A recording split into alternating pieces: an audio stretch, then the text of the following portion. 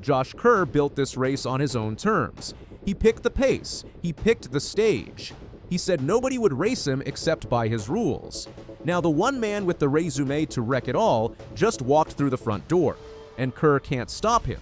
Josh Kerr does not like doing things the easy way. His coach wanted him to break the mile world record in California. Quiet conditions, no crowd, just a clock and a track. Kerr said no, he wanted London. He wanted 60,000 fans in the stadium. He wanted the biggest stage track and field can offer, because if he was going to chase down a record that had stood since 1999, he wanted it to mean something. The record belongs to Hicham El Guerrouj, 3 minutes, 43 seconds, and 13 hundredths. Set in Rome, untouched for 27 years. No mile world record in history has lasted this long.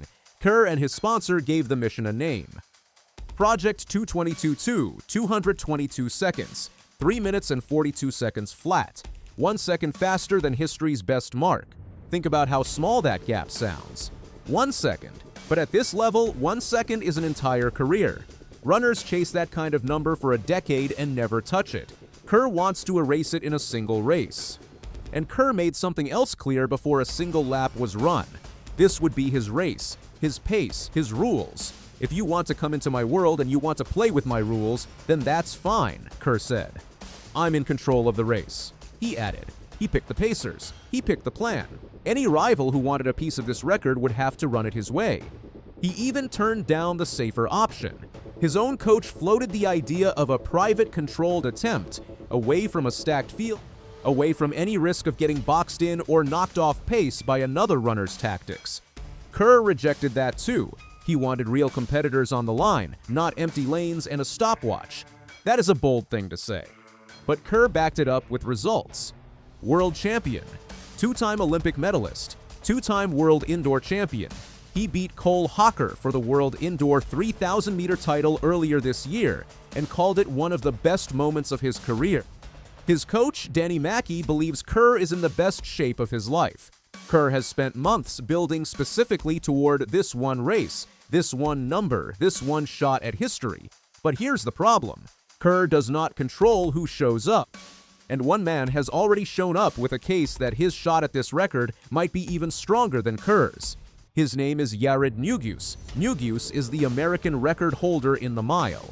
His personal best sits at 3 minutes, 43 seconds, and 97 hundredths. That is less than 1 second off El Guerrouj's world record. Nobody else in the London field is that close. And it is not just the personal best that makes Nuguse dangerous. It is his year. While Kerr has been quietly building fitness away from the spotlight, Nuguse has been racing and winning. He won the 1,500 meters in Rabat in a meet record time. He won again in Stockholm the following week.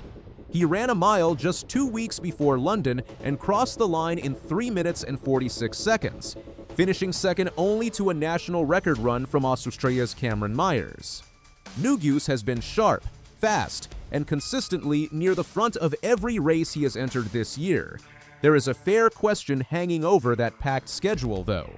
Some observers wonder if Nuguse has raced too much heading into London, if all those fast miles have left something in the tank for one more massive effort. Racing that often builds sharpness, it can also build fatigue. Nobody will know which one wins out until the gun goes off. Kerr's season looks completely different. Since winning that world indoor title back in March, he has raced exactly twice, both times at 800 meters. Not the mile. Not the 1,500. Just 2 shorter races to stay sharp while the real work happened in training. That is the gap people are talking about. Nuguse enters London battle-tested, racing at the highest level for months. Kerr enters London rested, but without a single mile or 1,500-meter race all year to prove where his fitness truly stands. Kerr's team says the training numbers tell a different story. During one of his final major workouts, he ran a set of intervals faster than the exact pace needed to break the world record. His coach watched those numbers and came away believing the record is not just possible. It is likely, so now the stage is set. Kerr built this race to control every detail he could. The date, the location, the pacers, even his shoes were custom-made for this single attempt. The one thing outside his control walked straight into the race he built for himself, and it is not only Nuguse. Hobbs Kessler is also in the field, a name insiders are calling a real threat to spoil the party. This is not a rabbit and record show with a few also-rans filling out the lanes. Every man on that start line has the speed to make Kerr's night far harder than he planned for. This is not a case of Nuguse sneaking into someone else's race uninvited. He was already part of the plan from the very beginning, entered months before this race weekend arrived. But the timing now puts his career best form on a collision course with Kerr's most personal goal. Think about what is actually on the line here. Kerr is not just chasing a number, he is chasing history. Only 6 men have ever held the mile world record since it started being officially recognized in 1913. Roger Bannister, Sebastian Coe, Steve Ovett, Steve Cramp. Legends of the sport, every one of them, Kerr wants to be the 7th. He wants to do it in Britain, in front of a home crowd, wearing his own country's colors. The last British man to hold that record did it back in the 1980s. That is how rare this moment is. An entire generation of British runners has come and gone without a single one reaching this mark. But if Nuguse has anything to say about it, this becomes about more than a fast time. It becomes a race, a real one. Front to back, kick for kick. Exactly the kind of race Kerr said he wanted when he refused a quiet time trial in the first place. There is a strange twist buried in all of this. Kerr said he wanted a real race, not a solo time trial. He got his wish. Nuguse gives him the sternest test possible. If Kerr wins this the hard way, beating the American record holder in peak form, the achievement means even more. But if Nuguse's current season carries him past Kerr in the final stretch, the story flips completely.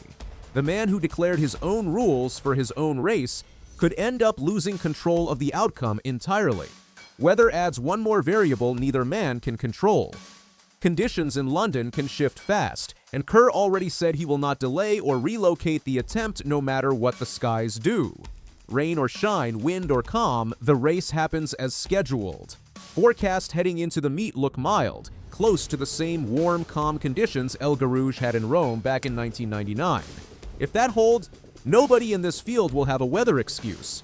There is also the matter of pacing strategy, and this is where Kerr's need for control really gets tested. He wants to run a negative split, meaning the second half of the race faster than the first. That is one of the hardest ways to attack a world record. Go out too easy and the clock gets away from you early. Go out too hard and everyone in the field, including Nuguse, gets a free ride behind Kerr's own effort before attacking him at the finish. So who actually wins this? The case for Kerr is built on fresh legs, months of focused training, and workout numbers that reportedly beat world record pace. The case for Nuguse is built on a season of racing at the highest level, a personal best that sits closer to the world record than anyone else on the start line, and momentum that never stopped building. One man has prepared in silence. The other has been proving himself in public all year long. Josh Kerr said this would be his world and his rules. Yared Nuguse is about to find out if those rules can actually hold up against him.